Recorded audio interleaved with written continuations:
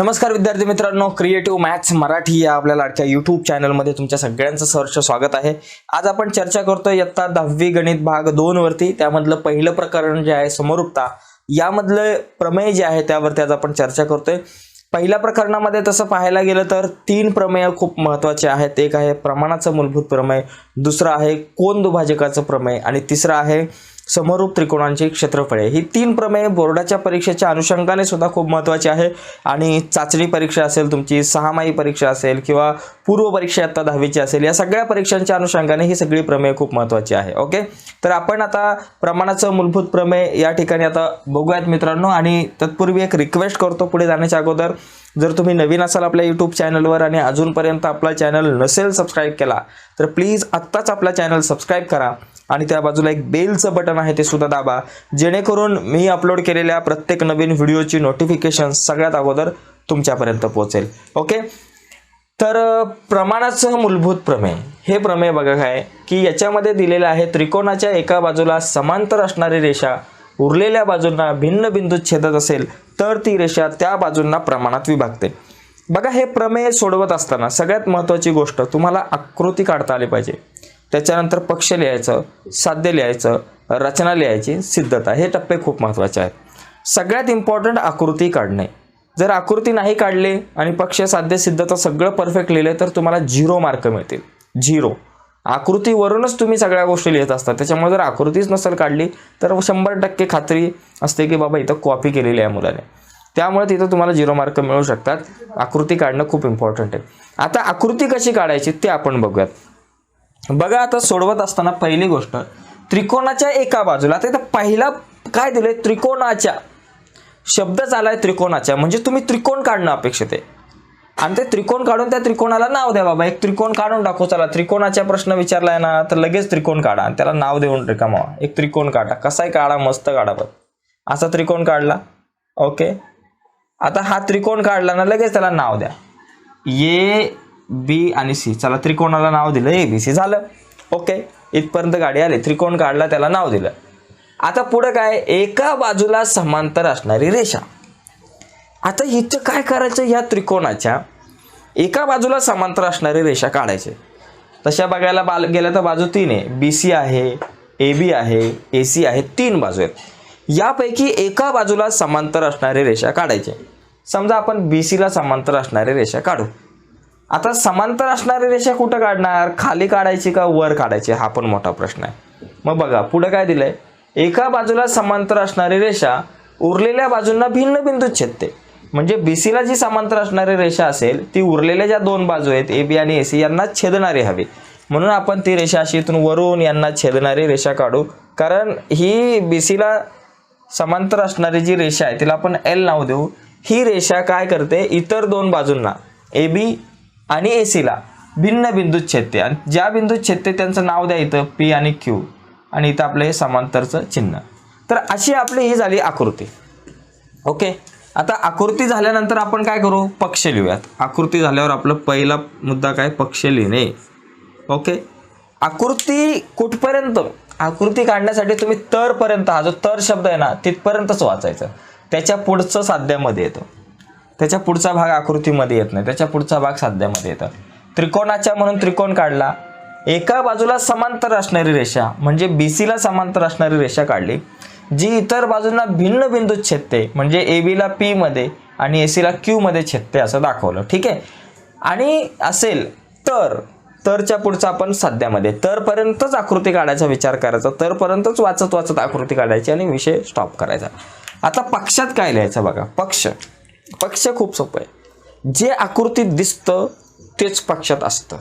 Note down करा, जे आकृतीत दिसतं तेच पक्षात असतं। पहिली गोष्ट, आकृती काढताना तर पर्यंत विचार करायचा आणि दुसरी गोष्ट, जे पक्षात असतं, जे आकृतीत असतं ते पक्षात दिसतं। काय काय आकृतीत आहे, आकृतीत त्रिकोण ABC आहे, त्रिकोण ABC आहे आणि त्या त्रिकोण ABC मध्ये काय बाबा, रेषा L समांतर बाजू BC, रेषा L समांतर बाजू BC। ठीक आहे, हा एक मुद्दा दिसतोय आणि त्याचबरोबर रेषा L ही बाजू AB ला P बिंदूत आणि बाजू AC ला Q बिंदूत छेदते, हे पण लिहा।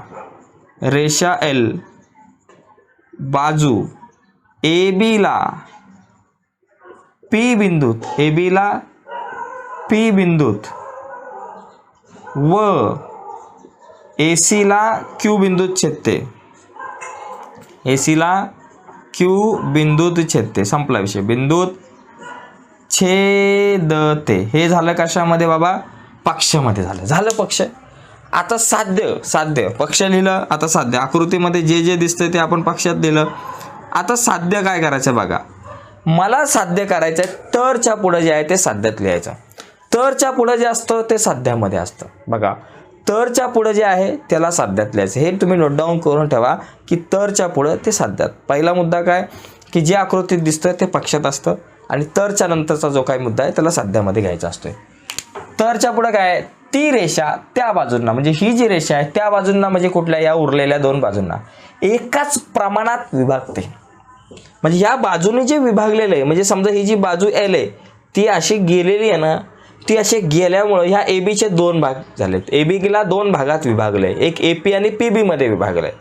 हे जे विभागलंय ना ए पी छेद पी बी, ए पी छेद पी बी हे जे प्रमाण आहे, ए पी छेद पी बीचं जे प्रमाण आहे, या बाजूने जे विभागलंय ए बीला, ए पी आणि पी बी मध्ये, तसंच ए क्यू आणि क्यू सीला पण विभागलंय. ए क्यू छेद क्यू सीला पण विभागलंय. आणि हे जे गुणोत्तर आहे हे सारखं असतं, एकच प्रमाण आहे. ए पी छेद पी बी, ए पी छेद पी बीचं जे गुणोत्तर असणार आहे तेच गुणोत्तर ए क्यू छेद क्यू सीचं असणार आहे, म्हणजे सारखं प्रमाण आहे. तर ठीक आहे, हा एक मुद्दा झाला. आता इथपर्यंत आपली गाडी आली. यानंतर गरज असल्यास रचना करावी लागते. आता ती रचना आपण इथं करूयात. आता इथं रचना करत असताना बघा आपल्याला ज्यावेळेस आपण हे प्रमाणाचं मूलभूत प्रमेय सोडवतो यालाच थेल्सचे प्रमेय असं म्हणतात. बघा जगात जे काही प्रमेय आहेत, ज्या काही सिद्धता आहेत त्या सोडवण्याच्या खूप साऱ्या वेगवेगळ्या पद्धती आहेत. त्यातली जी पद्धत आज आपण बघतोय, ज्या पद्धतीने आपण सोडवण्याचा प्रयत्न करणारी सिद्धता, तर त्याच्या अगोदर तुम्हाला 4 गुणधर्म जे आहेत ते अगोदर माहिती असणं गरजेचं आहे, जे आपण सराव संच 1.1च्या अगोदर बघितलं या प्रकरणाच्या सुरुवातीला. ओके, की दोन त्रिकोणांच्या क्षेत्रफळांचे गुणोत्तर हे त्यांच्या संगत पाया व उंची यांच्या गुणाकारा एवढं असतं. दोन त्रिकोणांचा पाया समांतर क्षेत्रफळ उंचीच्या प्रमाणात, उंची समांतर पायांच्या प्रमाणात याचा वापर करायचा आहे. मग तो करण्यासाठी आपण काय करू, इथे 2 गोष्टी करायच्यात तुम्हाला. एक बी क्यू ला जोडायचं आहे, त्यासाठी आपल्याला त्रिकोण असणं गरजेचं आहे. बी क्यू ला जोडू आपण असं. ओके, एक रचना करू ज्याच्यामध्ये आपण कोणाला जोडलं, बी क्यू ला जोडायचं आणि इकडं पी सी ला जोडायचं. कोणाला? बी क्यू आणि पी सी या दोघांना जोडून टाकू आपण मस्त पैकी. ही रचना करू. बी क्यू आणि पी सी ला मी जोडला. ठीक आहे. आणि तसं या रचनेमध्ये आपण स्पष्ट लिहू की बाबा आम्ही काय केलेलं आहे रचनेमध्ये, रचना, अर्चना नका करू, रचना लिहा. कोणाला जोडला? पी सी व बी क्यू ला जोडला. पी सी व बी क्यू ला जोडला. ठीक आहे, झाला, जोडून घेतला, झाला. आता आपली महत्वाची म्हणजे सिद्धता. सिद्धतेकडे आपली गाडी आता आपण या ठिकाणी वळवूयात. ओके, सिद्धता लिहित असताना आता काय करायचं बघा. पहिली गोष्ट, इथं आपल्याला काय पाहिजे, एपी छेद पीबी पाहिजे. एपी छेद पीबी, एपी आणि पीबी यांचं गुणोत्तर आणि ए क्यू छेद क्यू सी यांचं गुणोत्तर. मग आपण काय करू, पहिला एपी छेद पीबी आणायचा प्रयत्न करू. त्यासाठी काय करायचं, इथं जो पहिला गुणधर्म आहे, 2 त्रिकोण असतील आणि त्या 2 त्रिकोणाची उंची समान असेल तर त्यांच्या क्षेत्रफळांचं गुणोत्तर पायांच्या प्रमाणात येतं. आपण या आकृतीमध्ये काय करू, मी हा भाग सध्या पुसतो आणि या 2 त्रिकोणांचा विचार करतो. ए पी क्यू आणि बी पी क्यू या 2 त्रिकोणांचा मी विचार केला. त्रिकोण ए पी क्यू व बी पी क्यू मध्ये, त्रिकोण ए पी क्यू व त्रिकोण बी पी क्यू मध्ये. बरं का, बघा या 2 त्रिकोणांचा तुम्ही विचार करा नीट. यांना मी बघा असं लिहितो. या त्रिकोणाला समजा जर मी असं लिहिलं, हा जो टोकावरचा जो पॉईंट आहे हा क्यू पकडा, त्याच्यानंतर ए पी बी पकडा. इथं ए आहे, इथं तुम्ही पी पकडा आणि इथं बी पकडा आणि ह्याला जोडा. म्हणजे ही जे 2 त्रिकोण आहेत याला मी असं केलं तर ए अशा प्रकारची आकृती झाली. आता या आकृतीमध्ये या 2 त्रिकोणांमध्ये ए पी क्यू आणि बी पी क्यू मध्ये काय समान आहे, तर हे डोकं एका ठिकाणी, बरं का, हा जो शिरोबिंदू क्यू आहे तो या ठिकाणी तुम्हाला सामायिक दिसतोय, हा क्यू. ठीक आहे, तर हा क्यू सामायिक आहे तुमच्याकडे, त्यामुळे या दोघांची उंची समान आहे. या 2 त्रिकोणांची काय समान आहे, उंची समान आहे. आणि जर 2 त्रिकोणांची उंची समान असेल, आपण गुणधर्म बघितलाय, जर 2 त्रिकोणांची उंची समान असेल तर त्यांच्या क्षेत्रफळांचे गुणोत्तर पायांच्या प्रमाणात येते. मग ह्या दोघांची उंची समान आहे म्हणून या दोन त्रिकोणांच्या क्षेत्रफळांचे गुणोत्तर. तर मी एक आकडा टाकून लिहितो. चला एक आकडा टाकून लिहितो की बाबा एरिया ऑफ त्रिकोण APQ भागिले एरिया ऑफ त्रिकोण BPQ यांचा गुणोत्तर पायांच्या प्रमाणात. मग हा जो APQचा पाया काय झाला AP. डोकं इथं आहे, डोकं इथं तर तुमचा पाय इथं, हे डोकं असेल तर तुमचे पाय खाली असणार आहे म्हणून APQचा पाया AP छेद हा जो BPQचा पाया काय झाला तुमचा PB. बघा याचा पाया AP भागिले याचा पाया काय झाला PB. खालच्या त्रिकोणाचा पाया PB झाला. AP छेद PB आलं. AP छेद PB गुणोत्तर आलं. हे का आलं रे बाबा? कारण समान उंचीचे त्रिकोण दोन त्रिकोणांची उंची समान आहे म्हणून त्यांच्या क्षेत्रफळांचे गुणोत्तर पायांच्या प्रमाणात झालं. त्याचप्रमाणे जसं APQ व BPQ मध्ये बघितलं, आता तसंच आपण काय करू, जे दोन त्रिकोण आपले इतर आहेत बरं का, हे पलीकडचे APQ आणि CPQचा विचार करू. आता काय कोणाचा विचार करायचा? APQ व CPQ मध्ये. त्रिकोण APQ व त्रिकोण CPQ मध्ये, या दोन त्रिकोणांमध्ये दुसरा मुद्दा. आता समजा इथं मी नावं बदलतो. आता इथं P बिंदू घेऊ. हा हे डोकं आहे, हे दोन त्रिकोण डोकं इथे आहे बघा. एक आहे AQC, तुम्ही AQC घ्या. इथं घेतला मी A, इथं घेतला Q, इथं घेतला C आणि इथं तुमचा P आहे. अशी आकृती याला उलटी केली. ठीक आहे, अशी आकृती याला इथं काय केली? उलटी केली मी. मग ती उलटी केल्यामुळे इथं समजा A, Q आणि C आणि हा तुमचा आला P. आता या दोन त्रिकोणांमध्ये पण उंची समान आहे कारण डोकं एकाच ठिकाणी म्हणजे उंची समान आहे आणि उंची समान असेल तर क्षेत्रफळांचं गुणोत्तर पायांच्या प्रमाणात. म्हणून या दोन त्रिकोणांचं पण क्षेत्रफळांचे जे गुणोत्तर आहे ते पायांच्या प्रमाणात येईल. एरिया ऑफ त्रिकोण APQ भागिले एरिया ऑफ त्रिकोण CPQ बरोबर या दोन त्रिकोणांचं हे डोकं आहे म्हणजे उंची समान आहे, मग क्षेत्रफळांचं गुणोत्तर पायांच्या प्रमाणात. मग हिचं डोकं तर या त्रिकोणाचा पाया काय झाला? AQ झाला. या त्रिकोणाचा पाया AQ भागिले खालच्या त्रिकोणाचा पाया काय? डोकं इथं तर पाया काय झाला खालच्या त्रिकोणाचा QC. AQ छेद QC कारण समान उंचीचे त्रिकोण, समान उंचीचे त्रिकोण. ठीक आहे, झाला मुद्दा. तर आता याला मी रफ करतो. हे दोन मुद्दे इथपर्यंत तुमची गाडी आली ना, पुढचा कार्यक्रम लय सोपा. जास्त काय मोठा एव्हरेस्ट जाऊन झेंडा नाही लावला. दोनच पॉईंट सिद्धतेमधल्या ह्या दोन पायऱ्या लय महत्त्वाच्या आहेत. पहिली पायरी काय बघा, आता बाकी आता हे जे दुकान आहे एवढं तर आपण त्याला ह्याला रफ करू. पहिली पायरी तुमची काय होती की पहिली पायरी तुम्ही हा घेतला APQ जो मोठा त्रिकोण हा आणि इकडचा हा त्रिकोण घेतला. या दोन त्रिकोणांचा विचार केला. दोघांची उंची समान म्हणून क्षेत्रफळांचे गुणोत्तर पायांच्या प्रमाणात AP छेद PB बरं का. APQ छेद BPQ बरोबर AP छेद PB. त्याचप्रमाणे एरिया ऑफ त्रिकोण APQ घेतला हाच त्रिकोणवरचा आणि खालचा आता काय घेतला CPQ. या दोघांमध्ये APQ आणि CPQ मध्ये डोकं इथं आहे म्हणजे उंची समान आहे म्हणून क्षेत्रफळांचे गुणोत्तर पायांच्या प्रमाणात. APQचा पाया AQ आणि भागिले इथं खालच्या त्रिकोणाचा पाया QC आला. आता आपला टार्गेट काय आहे? आपल्याला काय करायचं आहे? AP छेद PB हा AP छेद PB आणि AQ छेद QC यांना समोरासमोर ही दोन्ही गुणोत्तर मला सारखे दाखवायचे आहेत. ही दोन्ही गुणोत्तर सारखे दाखवायचे आहेत. आता ही दोन गुणोत्तर सारखी केव्हा येतील? ज्या वेळेस ही दोन गुणोत्तर सारखी येतील तेव्हाच ही समोरची दोन गुणोत्तर सारखी येतील. म्हणजे या दोघांना सारखं दाखवण्यासाठी मला या दोन गुणोत्तरांना सारखं दाखवणं गरजेचं आहे. आता या दोघांचा जर तुम्ही विचार केला तर याच्यामध्ये बघा हा एरिया ऑफ त्रिकोण APQ सारखा आहे. हा भाग तुमचा सारखा आहे, वरचा भाग सारखा आहे. ओके, त्याच्यामुळं वरच्या भागाचा प्रॉब्लेम नाही. फक्त खाली इथं तुमचा BPQ आहे आणि इथं तुमचा CPQ आहे. हा थोडासा प्रॉब्लेम आहे. तुमचा BPQ CPQ हे दोन वेगवेगळे त्रिकोण आहेत. जर तुम्ही या दोघांची क्षेत्रफळ सारखी दाखवली तर ही खालचा भाग सुद्धा तुमचा छेद पण समान येईल. इथं अंश तर समान आहे, तुमचा छेद पण समान येईल. छेद आणि अंश दोन्ही समान झाले दोघांचे तर ह्या दोन बाजू हे दोन गुणोत्तर सारखे आहेत. मग ही दोन गुणोत्तर सारखे तर ही दोन पण सारखे दाखवता येईल. मग आता BPQ आणि CPQचा विचार करू. बघा त्रिकोण BPQ व त्रिकोण CPQ मध्ये ओके बघा ऑब्झर्वेशन करा. BPQ हा त्रिकोण आणि CPQ या दोघांमध्ये काय समान आहे बघा. BPQचा पाया ह्याचं डोकं इथे मग पाया काय झाला तुमचा PQ.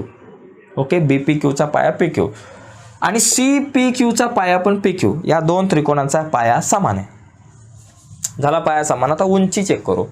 उंची बघा दोन्ही सुद्धा समांतर रेषांमध्ये येतात. आता एल आणि बी सी समांतर आहे, समांतर रेषांमध्ये येतात म्हणजे यांची उंची समान. म्हणजे या दोन त्रिकोणांचा पाया पण समान आहे, उंची पण समान आहे, म्हणजे क्षेत्रफळ कशी झाली, सारखी झाली. लक्षात घ्या, पाया उंची समान तर क्षेत्रफळ सारखी. म्हणून एरिया ऑफ त्रिकोण बी पी क्यू बरोबर एरिया ऑफ त्रिकोण सी पी क्यू. पाया व उंची समान, पाया व उंची कसे समान असलेले त्रिकोण, समान असलेले त्रिकोण, असलेले त्रिकोण, पाया व उंची समान असलेले त्रिकोण. आता चौथा मुद्दा तुम्ही लिहू शकता बघा. याच्यामध्ये तुमचा वरचा जो अंश आहे तो सारखा आहे, एरिया ऑफ त्रिकोण एपीक्यू आणि एरिया ऑफ त्रिकोण एपीक्यू सारखाच आहे. आणि तुम्ही 3 मध्ये हे प्रूफ केलं की इथं एरिया ऑफ त्रिकोण बीपीक्यू आणि एरिया ऑफ त्रिकोण सीपीक्यू हे दोन्ही सारखे आहेत. ओके, हे तुम्ही 3 मध्ये प्रूफ केलं, त्याच्यामुळे इथं तुमचा छेद पण सारखा आला आणि अंश पण सारखा आला. म्हणजे हे गुणोत्तर आणि हे गुणोत्तर सारखं आहे. कशावरून, 1 2 3 वरून. मग तुम्ही लिहू शकता एरिया ऑफ त्रिकोण ए पी क्यू छेद एरिया ऑफ त्रिकोण बी पी क्यू हे गुणोत्तर आणि एरिया ऑफ त्रिकोण ए पी क्यू छेद एरिया ऑफ त्रिकोण सी पी क्यू हे गुणोत्तर सारखे आहे. 1 आणि 2 दोन्ही गुणोत्तर सारखे. कशावरून, 1 2 3 वरून. मग इथं तुम्ही लिहा 1 2 3 वरून. विधान 1 2 आणि 3 वरून दोन्ही गुणोत्तर सारखे. आता 5वा पॉईंट तुम्ही लिहा एपी क्यू छेद बीपी क्यू म्हणजे काय, एपी छेद पीबी येतं, इथं लिहून घ्या एपी छेद पीबी बरोबर. आणि एपी क्यू छेद सीपी क्यू म्हणजे ए क्यू छेद क्यू सी, ए क्यू छेद क्यू सी लिहिलं. झालं तुमचं. हा विचार तुम्ही कुठून आणला, 1 चा विचार केला, 2 चा विचार केला आणि 4 चा विचार केला आणि हे आलं तुमचं. मग इथे लिहा 1 2 व 4 वरून, 4 वरून. विधान 1 2 व विधान 4 वरून.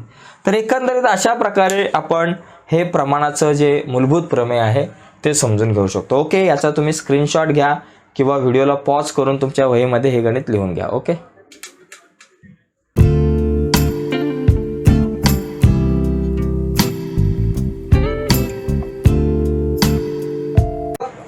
प्रमेय आहे कोन दुभाजकाचं प्रमेय. या प्रमेयात काय दिलंय बघा, इथं दिलेलं आहे, त्याचं वाक्य आहे या ठिकाणी. स्टेटमेंट काय आहे की त्रिकोणाच्या कोनाचा दुभाजक त्या कोनासमोरील बाजूला उरलेल्या बाजूंच्या लांबीच्या प्रमाणात विभागतो. ओके, याच्यामध्ये सगळ्यात पहिली गोष्ट आकृती असते. तर मी आकृती अर्धी काढलेली आहे. काय आकृतीमध्ये दिलंय की त्रिकोणाच्या कोनाचा दुभाजक. बरं का, त्रिकोणाच्या कोनाचा दुभाजक म्हणजे तुम्हाला एक त्रिकोण काढणं गरजेचं आहे आणि त्या त्रिकोणाचा एका कोनाचा दुभाजक, कुठल्या तरी कोनाचा दुभाजक. मी त्रिकोण ए बी सी काढला, ए सी बी काढला आणि त्याचा एक कोन दुभाजक काढला. याचा कोन दुभाजक काय बाबा, सीई हा कोन दुभाजक आहे, काढला. आता हा काय करतो, त्या कोनासमोरच्या बाजूला उरलेल्या बाजूंच्या लांबीच्या प्रमाणात विभागतो. हे सिद्ध करायचं. काय सिद्ध करायचं की हा कोन दुभाजक त्या कोनासमोरच्या बाजूला काय केलं, या कोन दुभाजकाने विभागले. एई आणि ईबी अशा प्रकारचे 2 भाग केलेत. हे जे 2 भाग आहेत याचं जे गुणोत्तर आहे ते कशाच्या एवढं आहे, उरलेल्या बाजूंच्या लांबीच्या गुणोत्तर एवढं आहे. म्हणजे एसी आणि सीबी यांच्या गुणोत्तर एवढं आहे असं या ठिकाणी आपल्याला सिद्ध करायचं आहे. तर मी पहिले आकृती काढली. आकृती काढल्यानंतर मी पक्ष लिहिणार बाबा. पक्षात काय लिहिणार, जे आकृतीमध्ये दिसतंय ते पक्षामध्ये लिहिणार. की बाबा त्रिकोण एबीसी मध्ये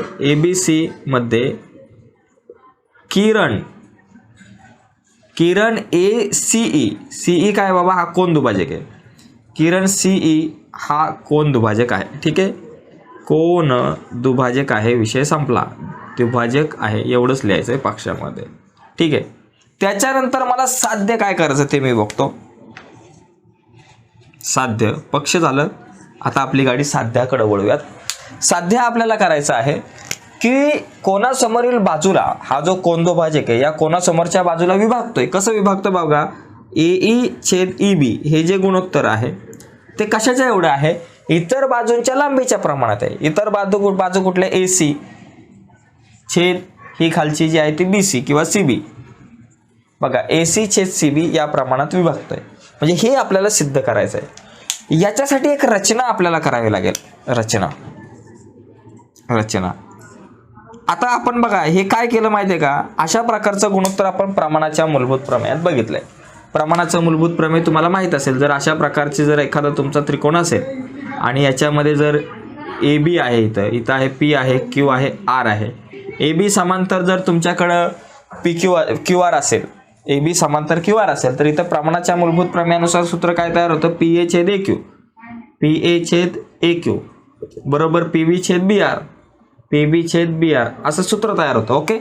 आता हे गुणोत्तर आपण कशामध्ये बघितले? प्रमाणाच्या मूलभूत प्रमेयामध्ये बघितले, जे आपल्याला इथं सिद्ध करायचं आहे. म्हणजे इथं तुम्हाला प्रमाणाचं मूलभूत प्रमेय आणलं पाहिजे.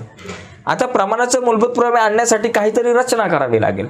आता ती रचना कशी करायची? प्रमाणाच्या मूलभूत प्रमेयामध्ये काय असतं? त्रिकोणाच्या एका बाजूला एक समांतर रेषा असते. मग आपण काय करू? हा जो सीई किरण आहे त्याला एक समांतर रेषा या ठिकाणी आपण काढू. अशी बघू, सीईला एक समांतर आपण काय करू? एक रेषा अशी या ठिकाणी काढून घेऊयात. ठीक आहे, पूर्णच रेष मारतो. ठीक आहे, काढली. आणि ही जी रेषा आहे ती किरण एसीला पण आपण काय करू? असा वाढवून घेऊ. किरण एसीला पण काय करू? असा वाढवला. आपण वाढवला किरण एसीला, असा झाला वाढवला. आणि इथं दोघांना एका बिंदूमध्ये छेदलंय.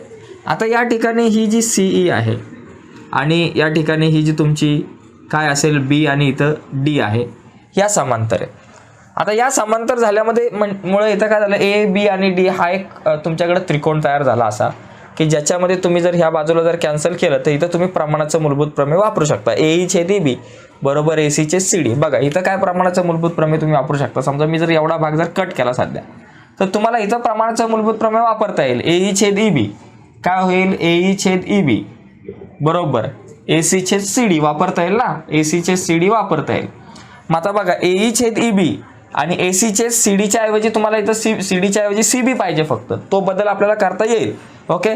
सध्या मी काय करतो? हा जो एवढा भाग आहे तो फक्त रफ करतो सध्या. सॉरी, रफ केलेला भाग परत जोडून टाकतो. पुन्हा एकदा आपण याची जोडणी करून टाकू. ठीक आहे. आता ही जी रचना केली ती आपल्याला कशामध्ये लिहायचे? याच्यात आपण काय करू? लिहून टाकू रचनेमध्ये की बाबा सीईला समांतर किरण बिंदू बी मधून काय केलं? इथं बिंदू बी मधून सीईला समांतर रेषा काढली. समांतर किरण काढला किंवा समांतर रेषा काढली. ओके, समांतर रेषा काढली. ओके. आता ही समांतर काढलेली रेषा ती कुठं छेदली? डी मध्ये छेदली. कोणाला? वाढवलेल्या एसीला. ती वाढवलेल्या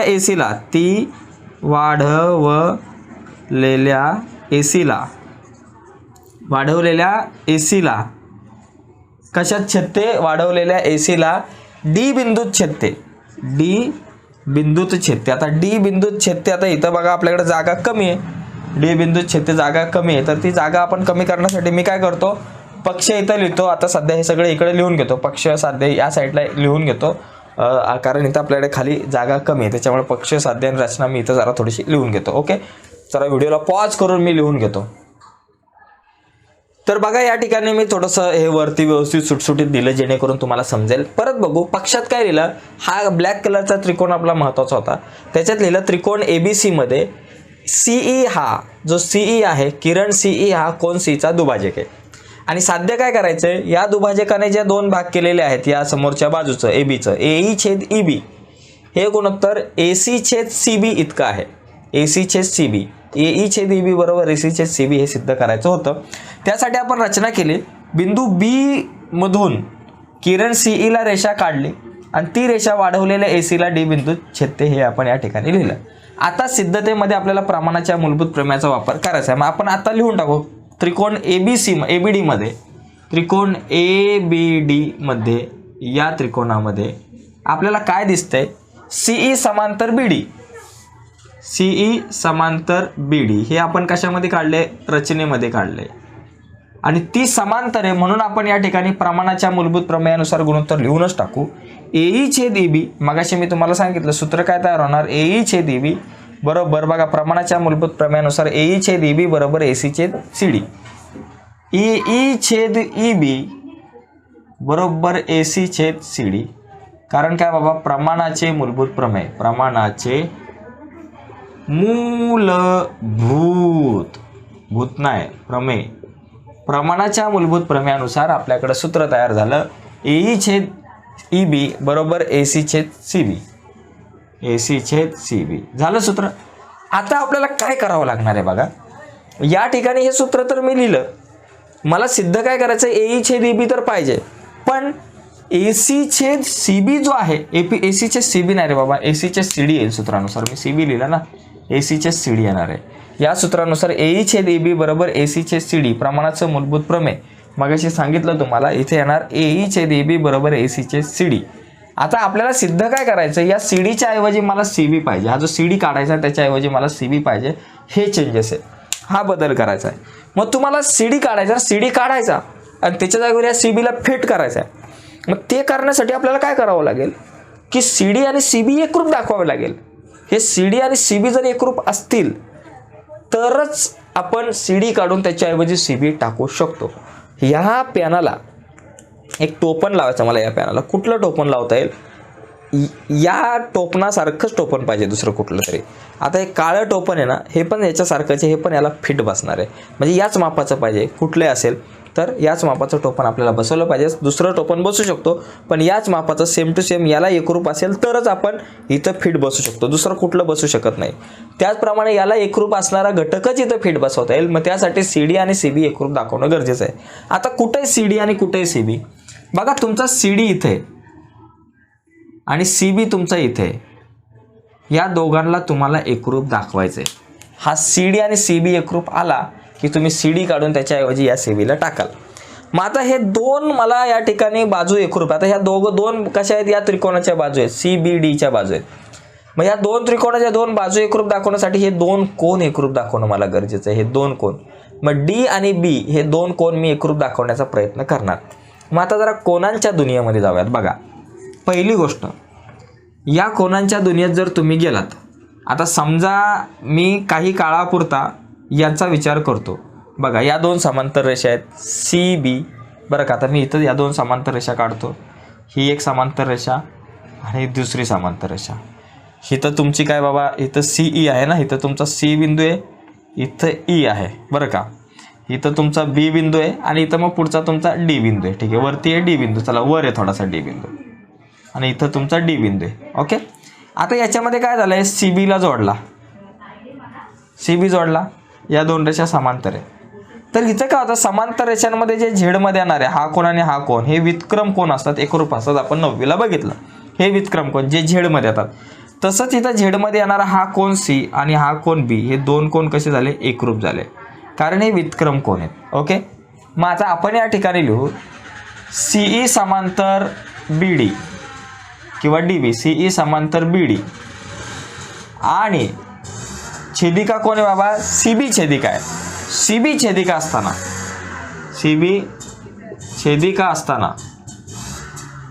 असताना आपण या ठिकाणी सांगू शकतो की बाबा दुसरा मुद्दा या ठिकाणी घेऊ. कुठले कोण एकरूप झाले, ECB आणि DBC. ECB कोण, ECB बरोबर कोण DBC, DBC, बरं का. ECB म्हणजे हा C जो कोण आहे हा, आणि DBC किंवा CBD पण त्याला म्हटलं तरी चालेल, आपण CBD म्हणून, CBD म्हटलं तरी चालेल. हा कोण, हे दोन कोण एकरूप झाले. कुठले कोण, व्युत्क्रम कोण, याला तुम्ही म्हणा व्युत्क्रम कोण, चक्रम कोण नका म्हणून, व्युत्क्रम कोण झालं. त्याचप्रमाणे आता आपण आणखी तिसरा मुद्दा एक लक्षात घेऊ, तिसरी एक जोडी आपण एकरूप दाखवू. ती कुठली, बघा. आता जर छेदिका जर तुम्ही अशा प्रकारे जर बघितलं, समजा तुमची बाबा ही CE, ह्या दोन समांतर रेषा, ही CE वगैरे आहे तुमची. आता जर तुम्ही छेदिका जर ही पकडली, ही छेदिका, तर इथं तुमचा हा जो कोण आहे आणि हा कोण, बघा इथं तुमची अशी छेदिका आहे, इथं तुमचा D बिंदू आहे, बरं का. इथं तुमचा D आहे आणि इथं तुमचा कुठला बिंदू आहे, C बिंदू आहे. इथं CE आहे आणि इथं B आहे तुमचा. ओके, तर या ठिकाणी बघा हा कोण आणि हा कोण, हे दोन कोण तुमचे एकरूप असणार, कारण हे दोन कुठले, संगत कोण आहेत. संगत कोण, हा पण वर हा पण वर. बघा अशा प्रकारे संगत कोण कसे असतात, एकरूप असतात. हा वरचा कोण असेल तो संगत कोण एकरूप असतो, इकडचा वरचा हा संगत कोण एकरूप असतो. त्याच्यामुळे आपल्याला एक गोष्ट लक्षात ठेवणं गरजेचं आहे की हा जो कोण आहे तुमचा आणि हा इथे येणारा जो कोण आहे, हे दोन कोण संगत कोण आहेत तुमचे. हे दोन्ही कोण कुठले, संगत कोण आहेत आणि ते एकरूप असतात. याचं नाव काय आहे, ECA कोण, ECA बरोबर कोण, या कोणाचं नाव काय, ADB किंवा CDB म्हणा तुम्ही, बरोबर. CDB हे कुठले कोण आहे, संगत कोण, संगत कोण झाले तुमचे. ठीक आहे, हे पण आपल्या लक्षात आलं पाहिजे, संगत कोण. आता या ठिकाणी बघा दोन गोष्टी लक्षात आल्या तुमच्या. पहिली गोष्ट, तुम्ही हा कोण आणि हा कोण एकरूप दाखवलं, जे व्युत्क्रम कोण आहे थोडं किचकट आहे लक्षात ठेवायला. रिपीट बघा. 9वीचा बेस जर तुमचा पक्का नसेल तर इथं कठीण काम होईल. हा कोण आणि हा कोण एकरूप दाखवला, पहिला व्युत्क्रम कोण, हे दोन कोण एकरूप दाखवले, संगत कोण झालं. माझं टार्गेट काय, डी आणि बी एकरूप दाखवणं. बी सोबत याला कंपॅरिझन केलं, या सी ला, या बी सोबत मी कोण, CAB ला कम्पेअर केलं, आणि डी सोबत मी कम्पेअर केलं ECA ला किंवा ACE ला कम्पेअर केलं. आता मला हे दोन कोण एकरूप दाखवायचे. हे दोन कोण एकरूप दाखवण्याच्या अगोदर हे दोन एकरूप असणं गरजेचं आहे, आणि ऑलरेडी हे दोन कोण एकरूप आहेत, कारण काय, पक्षामध्ये हा कोण दुभाजक दिलाय. मग इथं तुम्ही चौथा पॉईंट डायरेक्टली लिहू शकता की कोण ECA हा जो कोण आहे, कोण ECA बरोबर कोण हा जो कोण आहे तुमचा ECB कोण ECB एकरूप आहेत ऑलरेडी, कारण पक्षामध्ये. आता पक्षात तर तुम्हाला दिले की हा कोण दुभाजक आहे, CE कोण दुभाजक आहे, म्हणजे हे दोन कोण एकरूप जे तुम्हाला पक्षात दिसतंय. आता लक्षात घ्या, या ठिकाणी ECA हा ECA कोण आणि ECB हा ECB हे दोन कोण एकरूप आहेत. हे दोन कोण जर एकरूप असतील तर हे दोन कोण पण एकरूप झाले. बघा, हे दोन कोण एकरूप आहेत तर हे दोन कोण पण एकरूप झाले. विधान 4 मध्ये हे दोन कोण एकरूप दाखवले होते, म्हणून तुम्ही पाचवा मुद्दा लिहू शकाल की म्हणून कोण CBD बरोबर कोण CDB. बघा, CBD आणि CDB हे दोन कोण एकरूप, कारण ऑलरेडी हे दोन कोण एकरूप आहेत विधान 5 वरून. मग तुम्ही 3, 4, 5 वरून लिहू शकता. विधान 3, 4 व 5 वरून. 3, 4, 5 आपलं कशामध्ये, रोमन मध्ये. मग 3 वरून, 4 वरून आणि 5 वरून. ठीक आहे, आता एवढं झालं. आता हे दोन कोण तर एकरूप झाले. मग आता या त्रिकोणामध्ये या दोन बाजू एकरूप दाखवू शकतो. म्हणून त्रिकोण CBD मध्ये कोण CBD बरोबर कोण CDB आहे, आणि म्हणून आपण म्हणू शकतो की बाजू CD एकरूप CB, म्हणून CD रेख CB किंवा बाजू CB, म्हणून बाजू CB एकरूप बाजू CD. CB म्हणजेच काय बाबा, तुमची बाजू काय झाली, BC झाली. CB म्हणजेच, ठीक आहे, CBच घेऊ आपण, बाजू CB एकरूप बाजू CD, CB एकरूप बाजू CD, कारण हे दोन कोण एकरूप आहेत म्हणून या दोन कोणा समोरच्या बाजू एकरूप झाल्या. B कोणासमोरची CD आणि D कोणासमोरची CB. D कोणासमोरची बाजू आहे CB आणि B कोणासमोरची बाजू CD, दोन्ही एकरूप. इथं लिहा एकरूप कोणासमोरील बाजू, एकरूप कोणासमोरील एकरूप कोणासमोरील बाजू. ठीक आहे, या दोन बाजू कशा झाल्या, एकरूप झाल्या, CD आणि CB. आणि म्हणून आपण काय करू शकतो, 6वं विधान या ठिकाणी काय करू शकतो, ह्याला परत लिहू शकतो. किती वरून, 1 वरून तुम्ही हे विधान लिहा. याला वाटलंच तर तुम्ही याला 6 नंबर द्या आणि याला 7 नंबर द्या. या विधानाला 1, 2, 3 7 नंबर द्या. 1, 2, 2 असणार आहे 7. एक मिनटं, याला आपण 7 नंबर देऊ आणि लिहूयात AE/EB बरोबर AC/CD ऐवजी तुम्ही डायरेक्ट काय लिहू शकता, CB लिहू शकता. CD काढा आणि CDच्या ऐवजी CB लिहा, कारण CD आणि CB एकरूप आहे तिथं, त्याच्यामुळे या CDच्या ऐवजी तुम्ही डायरेक्ट इथं CB लिहू शकताय. कशावरून, विधान 1 व 6 वरून. विधान 1 व 6 वरून AE/EB बरोबर AC/CB. तर एकंदरीत अशा प्रकारे आपण हे गणित जे आहे ते समजून घेऊ शकतो. सिद्धता मी तुम्हाला परत एकदा नीट सांगतो, लक्षात घ्या. काय करायचं इथं, पहिली गोष्ट सरळ प्रमाणाचं मूलभूत प्रमेय लिहायचं. प्रमाणाच्या मूलभूत प्रमेयानुसार त्रिकोण ABD मध्ये हा जो ABD आहे त्याच्यामध्ये काय CE समांतर BD आहे, म्हणून AE/EB बरोबर AC/CD. बघा, AE/EB बरोबर AC/CD हे प्रमाणाच्या मूलभूत प्रमेयानुसार सूत्र आलं. आता फक्त CD काढायचं आहे आणि CDच्या ऐवजी तुम्हाला CB आणायचं आहे. मग त्यासाठी आपण काय केलं, CDच्या ऐवजी CB आणण्यासाठी तुम्हाला CD आणि CB दोन बाजू एकरूप दाखवणं गरजेचं होतं. मग या दोन बाजू एकरूप दाखवायच्या तर या त्रिकोणातले हे दोन कोण एकरूप दाखवणं गरजेचं होतं. त्यासाठी आपण काय केलं, पहिली गोष्ट काय केली, विधान 2 मध्ये कोण बी एकरूप सी हे दोन कोण एकरूप दाखवले, कारण हे दोन व्युत्क्रम कोण आहेत अशा झेड मध्ये येतात. ही रेषा आणि ही रेषा जर समांतर असेल, या दोन रेषा समांतर असतील तर हा कोण आणि हा कोण एकरूप. ई सी बी आणि डी बी सी हे दोन कोण एकरूप झाले, व्युत्क्रम कोण. त्याचप्रमाणे हा कोण आणि हा कोण हे दोन कोण एकरूप दाखवले, संगत कोण. बघा या दोन रेषा समांतर आणि ही जर छेदिका पकडली तर हा कोण ज्याचं नाव आहे ई सी ए आणि हा कोण ज्याचं नाव आहे बी डी सी हे दोन कोण एकरूप दाखवले, संगत कोण. ओके, आता बी एकरूप हा तुमचा सी आणि डी एकरूप हा इकडचा सी हे दोन कोण एकरूप आहेत.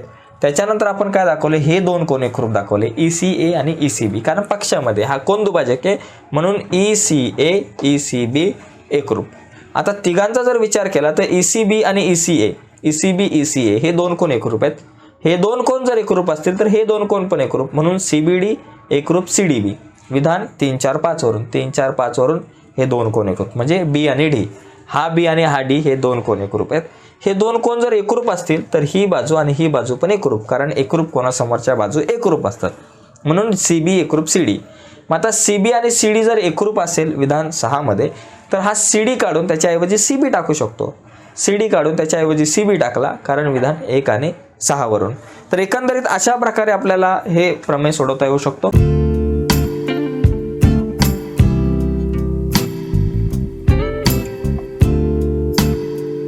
काय दिले बघा, परीक्षेला आपल्याला हे प्रमेय असं दिलं जातं आणि आपल्याला डायरेक्ट या ठिकाणी हे प्रमेयाचा पक्ष साध्य सिद्धता लिहावे लागतात. आकृती ऑलरेडी मी काढून ठेवलेली आहे. काय प्रमेय आहे, जर दोन त्रिकोण समरूप असतील, म्हणजे दोन त्रिकोण जगातले कुठलेही दोन त्रिकोण घेतले आणि ते दोन त्रिकोण जर समरूप असतील तर त्यांच्या क्षेत्रफळांचे गुणोत्तर हे त्यांच्या संगत बाजूंच्या वर्गांच्या गुणोत्तरा एवढे असते. आता एक गोष्ट लक्षात घ्यायची, जर आणि तरच्या मध्ये जे असतं ना ते पक्षामध्ये लिहायचं, त्याची आकृती काढायची. इथं काय दिले, दोन त्रिकोण समरूप असतील. किती त्रिकोण, दोन त्रिकोण कसे असतील, समरूप असतील. मग आपण दोन त्रिकोण काढलेले आहेत. एक आहे त्रिकोण एबीसी, दुसरा आहे त्रिकोण पी क्यू आर काढला. ओके, आता हे समरूप असतील म्हणजे पक्षात आलं पाहिजे की बाबा दोन त्रिकोण समरूप आहे. त्रिकोण ए बी सी समरूप त्रिकोण पी क्यू आर, दोन त्रिकोण समरूप आहेत बरं का. आता त्याचबरोबर हे समरूप असल्यासोबत आणखी एक गोष्ट या ठिकाणी आपल्याला दिसते की एडी लंब बीसी दिसते आणि त्याचबरोबर आपल्याला पीएस लंब क्यू आर आहे. एबी बीसी ला लंब आहे बरं का, इथं हे लिहून टाका बाबा, एबी लंब बीसी आणि त्याचबरोबर पीएस लंब क्यू आर एकमेकांना लंब आहे, हे आपल्याला आकृतीमध्ये दिसतं. जे आकृतीत दिसतं ते पक्षात असतं, ही गोष्ट लक्षात घ्या.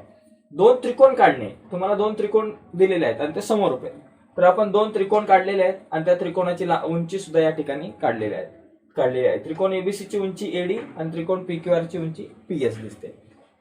तर सिद्ध करा, काय सिद्ध करायचे की बाबा त्यांच्या क्षेत्रफळांचे गुणोत्तर, म्हणजे हे जे दोन त्रिकोण आहे यांच्या क्षेत्रफळांचं गुणोत्तर, तरच्या पुढचा साध्यामध्ये लिहायचं. क्षेत्रफळांचं गुणोत्तर म्हणजे क्षेत्रफळांचा भागाकार, एरिया ऑफ त्रिकोण ए बी सी भागिले एरिया ऑफ त्रिकोण पी क्यू आर लिहिलं.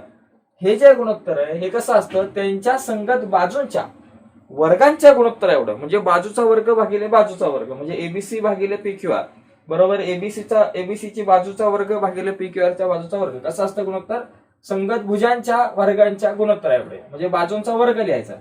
एबीसीची एक पहिली बाजू पकडा एबी, एबीचा वर्ग भागिले खाली काय पी क्यू दिसते, पी क्यूचा वर्ग असा असू शकतो, किंवा बीसीचा वर्ग, एबी नंतर इथं बीसी वर्ग भागिले क्यू आर वर्ग लिहा, बीसीचा वर्ग भागिले क्यू आरचा वर्ग बरोबर एसी वर्ग भागिले पी आर वर्ग, एसी वर्ग भागिले पी आर चा वर्ग. हे आपल्याला या ठिकाणी सिद्ध करायचे की बाबा यांच्या क्षेत्रफळांचं गुणोत्तर हे बाजूंच्या वर्गांच्या गुणोत्तर एवढं असतं. ओके, आता या ठिकाणी पक्ष झालं, साध्य झालं. आता आपण सिद्धतेकडे बघूया. ओके, सिद्धता लिहित असताना एक गोष्ट लक्षात घ्या, आपण एक पहिला गुणधर्म बघितलाय की दोन त्रिकोणांच्या क्षेत्रफळांचं गुणोत्तर याचा ज्यावेळेस आपण विचार करतो, ते समरूप असतील तर त्यांचं गुणोत्तर, त्यांच्या क्षेत्रफळांचं गुणोत्तर बाजूंच्या वर्गांच्या गुणोत्तर एवढं असतं. पण जर समरूप नसतील दोन त्रिकोण तर आपण या प्रकरणामध्ये, समरूपता या प्रकरणामध्ये सगळ्यात पहिला गुणधर्म बघितलाय की दोन त्रिकोणांच्या क्षेत्रफळांचं गुणोत्तर हे त्यांच्या पाया आणि उंची यांच्या गुणाकाराच्या गुणोत्तर एवढं असतं. म्हणजे कुठल्याही दोन त्रिकोणांचं जर क्षेत्रफळ तुम्ही काढायला गेलात, समरूप असतील नसतील, उदाहरणार्थ एरिया ऑफ त्रिकोण एबीसी बरं का, त्रिकोण ए बी सी भागिले एरिया ऑफ त्रिकोण पी क्यू आर, हे काढायला गेलं तर काय, आता पाया गुणिले उंची भागिले पाया गुणिले उंची. पहिला गुणधर्म, दोन त्रिकोणांच्या क्षेत्रफळांचे गुणोत्तर हे त्यांच्या पाया आणि उंची यांच्या गुणाकाराच्या गुणोत्तर एवढे असते. तर पहिलं काय लिहायचं विधान, यांच्या क्षेत्रफळांचं गुणोत्तर म्हणजे पाया गुणिले उंची भागिले पाया गुणिले उंची. एबीसीचा पाया काय बीसी गुणिले उंची काय एडी, ठीक आहे, भागिले पी क्यू आरचा पाया काय क्यू आर गुणिले उंची काय पीएस, क्यू आर गुणिले पीएस. फक्त हा गुणधर्म मी तुम्हाला सांगतो कसं सोडवायचं. पहिली पायरी काय, त्रिकोणाच्या क्षेत्रफळांचं गुणोत्तर पाया गुणिले उंची भागिले पाया गुणिले उंची लिहा. एरिया ऑफ त्रिकोण एबीसीचं क्षेत्रफळ काय बाबा, क्षेत्रफळ काढत असताना सॉरी एबीसीचा पाया काय बीसी गुणिले उंची एडी भागिले पी क्यू आरचा पाया क्यू आर गुणिले उंची पीएस. हे लिहिलं. आता हे लिहिल्यानंतर आपण थोडस पुढे जाऊयात. आता हे लिहिल्यानंतर आपल्याला एक गोष्ट माहिती आहे, पक्षामध्ये काय दिलं की हे दोन त्रिकोण समरूप आहेत. कुठले दोन त्रिकोण बाबा आपल्याला पक्षामध्ये दिले. वाटलं तर चला इथं एक एक आकडा टाकू आपण. त्रिकोण ए बी सी समरूप त्रिकोण पी क्यू आर हे आपल्याला कशात दिलेलं आहे, पक्षामध्ये दिलेलं आहे. ठीक आहे. आता जर दोन त्रिकोण समरूप असतील तर काय असतं, त्यांच्या संगत बाजू प्रमाणात असतात, संगत कोण एकरूप असतात. मग या ठिकाणी आपण काय करू, संगत कोण एकरूप लिहू. आपण काय करू, सध्या एकच कोणाची जोडी घेऊ. हा जो बी कोण आहे आणि क्यू कोण आहे ही एक जोडी घेऊ फक्त कोणाची, ही एकरूप झाली. कोण बी एकरूप कोण क्यू. ठीक आहे. कारण समरूप त्रिकोणाचे संगत कोण, समरूप त्रिकोणाचे संगत कोण एकच जोडी घ्या, कारण आपण त्याच्यानंतर ह्या दोन त्रिकोणांचा विचार करणार आहोत. ओके, हा एक त्रिकोण आणि हा दुसरा त्रिकोण. ठीक आहे.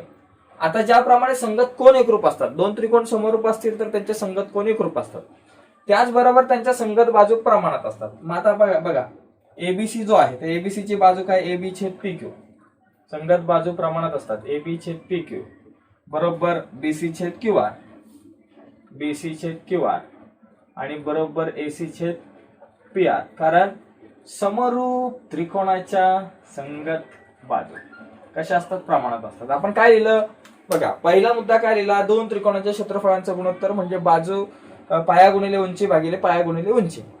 आणि नंतर दुसरं विधान लिहिलं बाबा हे दोन त्रिकोण समरूप आहे पक्षावरून, आणि समरूप असल्यामुळे संगत कोण एकरूप असतात म्हणून कोण बी एकरूप कोण क्यू दाखवला, आणि संगत बाजू प्रमाणात असतात म्हणून आपण लिहिलं एबी छेद पी क्यू. बघा एबी छेद पी क्यू, बीसी छेद क्यू आर आणि एसी छेद पी आर असं लिहिलं. आता आपण काय करू, या दोन छोट्या त्रिकोणांकडे येऊ. हे दोन छोटे त्रिकोण समरूप दाखवायचे बरं का. पाचवा मुद्दा आपण लिहू, त्रिकोण कुठला आहे, ए बी डी व पी क्यू एस मध्ये. त्रिकोण ए बी डी व त्रिकोण पी क्यू एस मध्ये. हे दोन त्रिकोण जर मला समरूप दाखवायचे असतील तर याच्यामध्ये काय काय दाखवावं लागतंय, दोन कोणांच्या जोड्या एकरूप दाखवाव्या लागतात. कोको कसोटीनुसार आपण समरूप दाखवू शकतो. मग कोको कसोटीनुसार हे दोन त्रिकोण समरूप दाखवण्यासाठी आपण काय करू, दोन कोणांच्या जोड्या एकरूप दाखवू. बघा पहिली बी आणि क्यू एकरूप आहे 3 वरून. बरं का, या दोन त्रिकोणांमध्ये निळ्या कलरचं दिसतं ना छोटे छोटे, तर बी एकरूप क्यू कारण आपण इथं दिले 3 मध्ये. कोण बी एकरूप कोण क्यू इथं लिहा 3 वरून. त्याचप्रमाणे सहावा अजून एक कोणांची जोडी आपण दाखवूया त्या ठिकाणी एकरूप. ती कुठली बघा, ए डी बी हा 90 मापाचा आहे आणि पी एस क्यू हा सुद्धा 90 मापाचा आहे. म्हणजे 90 मापाचे कोण दोन्ही सुद्धा काटकोन. मग इथं लिहा कोण ए डी बी बरोबर कोण पी एस क्यू. कारण काय बाबा, काटकोन प्रत्येकी काटकोन. ओके, त्याच्यामुळे आपण सातवा मुद्दा लिहू शकतो की हे दोन त्रिकोण काय झाले, समरूप. म्हणून लिहू शकतो त्रिकोण ए बी डी समरूप त्रिकोण पी क्यू एस. आता समरूप कुठल्या कसोटीनुसार, कोको कसोटीनुसार. कोको कोला नाही, कोको कसोटी झालं, समरूप दाखवले. आता समरूप त्रिकोणाच्या संगत बाजू प्रमाणात असतात म्हणून आठवा मुद्दा लिहू. या संगत बाजू लिहिताना आपण काय करू बघा, त्रिकोण ए डी बी आणि पी क्यू एस हे जे दोन त्रिकोण आहे, संगत बाजू लिहिताना आपण काय करू, ए बी छेद पी क्यू. बरं का, ए बी छेद पी क्यू. आणि दुसरी बाजू दुसरं लिहित असताना एडी छेद पी एस लिहा बरोबर, एडी छेद पी एस. आता तिसरी जी आहे ना बीडी छेद क्यू एस नका लिहू, कारण बीडी काय बाबा या बीसीचा थोडासा अर्ध्यापेक्षा जास्त भाग आहे. ओके, मग आपण काय करू, बी तर पूर्ण बीसी नाहीये ना ही, त्याच्यामुळे आपण काय करू, या दोघांचाच विचार करू. ही एक बाजू आणि ही उंची यांचं गुणोत्तर लिहिलं, कारण इथं समरूप त्रिकोणाच्या संगत बाजू. तिसरं जरी लिहिलं तरी काय फरक पडणार नाही, बीडी छेद क्यूएस वगैरे लिहिलं तरी चालणार नाही, सॉरी चालू शकतं. पण आपण काय लिहिलं, एबी छेद पीक्यू आणि एडी छेद पीएस या ठिकाणी लिहिलं. ओके. आता गंमत काय माहितीये का, आता इथं या परत आपल्याला या त्रिकोणाच्या क्षेत्रफळांच्या गुणोत्तराचा विचार करायचा आहे. मग आपण 9वा मुद्दा काय करू, 8 वरून येऊ. एरिया ऑफ त्रिकोण ए बी सी छेद एरिया ऑफ त्रिकोण पी क्यू आर बरोबर काय बाबा, बीसी छेद क्यू आर लिहा, बीसी छेद क्यू आर गुणिले एडी छेद पीएस, एडी छेद पीएस हे कशावरून बाबा, 1 वरून.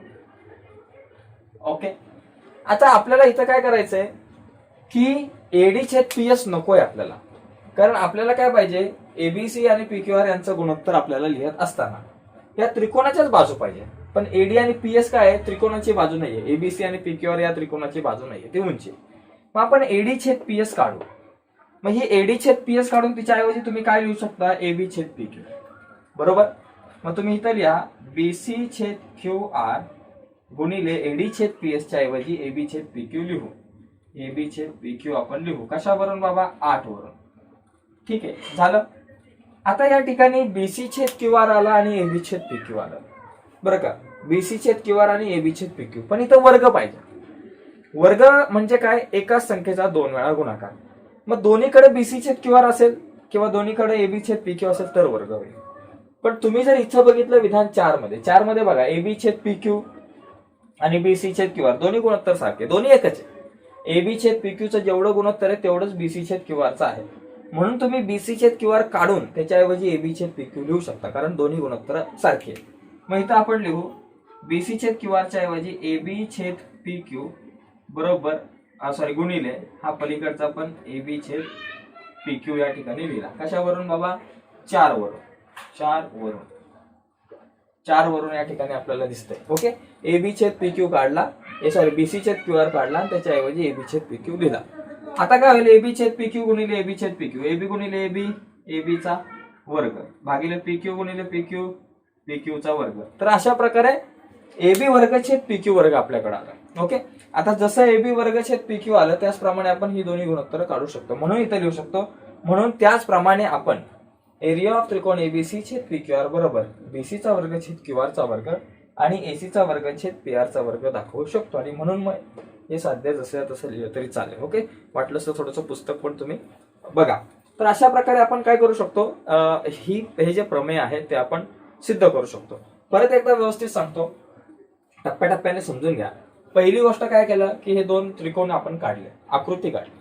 प्रमेय आपल्याकडे होतं, जर 2 त्रिकोण समरूप असतील तर त्यांच्या क्षेत्रफळांचे गुणोत्तर हे त्यांच्या संगत बाजूंच्या वर्गांच्या प्रमाणात असते. हे समरूप त्रिकोणाचे क्षेत्रफळ हे आपलं प्रमेय आहे. ओके. मग आपण पहिल्या आकृत्या काढल्या, एक त्रिकोण एबीसी आहे, दुसरा त्रिकोण पीक्यूआर आहे, एबीसी ची उंची एडी आहे, पीक्यूआर ची उंची पीएस आहे. पक्षामध्ये लिहिलं 2 त्रिकोण समरूप आहे, इथं दिले ना 2 त्रिकोण समरूप असतील तर, म्हणून त्रिकोण एबीसी समरूप त्रिकोण पीक्यूआर. ओके. त्याच्यानंतर एडी लंब बीसी आणि पीएस लंब क्यूआर आपण या ठिकाणी दिलं. साध्य काय करायचं, यांच्या क्षेत्रफळांचं जे गुणोत्तर आहे म्हणजे एरिया ऑफ त्रिकोण एबीसी भागिले एरिया ऑफ त्रिकोण पीक्यूआर हे संगत बाजूंच्या वर्गांच्या प्रमाणात असते, म्हणजे बाजू वर्ग छेद बाजू वर्ग असतं. म्हणून एबीसीची बाजू एबीचा वर्ग छेद पीक्यूआरची बाजू, एबीसीची बाजू काय, एबी वर्ग छेद पीक्यूचा वर्ग, त्याच्यानंतर बीसी वर्ग छेद क्यूआरचा वर्ग, त्याच्यानंतर एसी वर्ग छेद पीआरचा वर्ग, हे सिद्ध करायचं आहे. आणि त्यासाठी मग आपण सिद्धता लिहित असताना पहिलं विधान काय की बाबा अशा प्रकारे त्रिकोणाच्या क्षेत्रफळांचं गुणोत्तर आपण पहिल्या गुणधर्मामध्ये बघितलं होतं. ओके. की 2 त्रिकोणाच्या क्षेत्रफळांचं गुणोत्तर हे काय असतं, पाया गुणिले उंची भागिले पाया गुणिले उंची. म्हणून त्रिकोण एबीसी छेद पीक्यूआर यांचं गुणोत्तर बरोबर एबीसीचा पाया बीसी गुणिले उंची एडी. ओके. त्याचप्रमाणे पीक्यूआरचा पाया क्यूआर गुणिले उंची पीएस. ओके. पाया गुणिले उंची भागिले पाया गुणिले उंची हे लिहिलं. त्याच्यानंतर आपण काय लिहायचं, हे 2 त्रिकोण समरूप आहेत, एबीसी समरूप पीक्यूआर लिहिलं. समरूप असतील तर काय असतं, त्यांचे संगत कोण एकरूप असतात, म्हणून कोण बी एकरूप कोण क्यू लिहिलं. आणि संगत बाजू प्रमाणात असतात, म्हणून आपण एबी छेद पीक्यू बरोबर बीसी छेद क्यूआर बरोबर एसी छेद पीआर या ठिकाणी लिहिलं. ठीक आहे, झालं. त्यानंतर हे 2 छोटे त्रिकोण आपण समरूप दाखवले कोको कसोटीनुसार. त्यासाठी कोण बी एकरूप क्यू घेतलं 3 वरून, त्याचबरोबर कोण डी एकरूप कोण एस घेतलं प्रत्येकी काटकोन. म्हणून 2 त्रिकोण समरूप आहे कोको कसोटीनुसार. त्रिकोण समरूप तर संगत बाजू प्रमाणात, म्हणून एबी छेद पीक्यू बरोबर एडी छेद पी एस लिहिलं, बरोबर. आणि त्याच्यानंतर परत हेच विधान आपण इथे लिहिलं. पहिलं एरिया ऑफ त्रिकोण एबीसी छेद एरिया ऑफ त्रिकोण पी क्यू आर बरोबर बीसी छेद क्यू आर गुणिले एडी छेद पी एस. मग आता आपण काय केलं, एडी छेद पी एस काढून त्याच्याऐवजी एबी छेद पी क्यू ला लिहिलं. त्याचबरोबर बीसी छेद क्यू आर काढून त्याच्याऐवजी एबी छेद पी क्यू ला लिहिलं.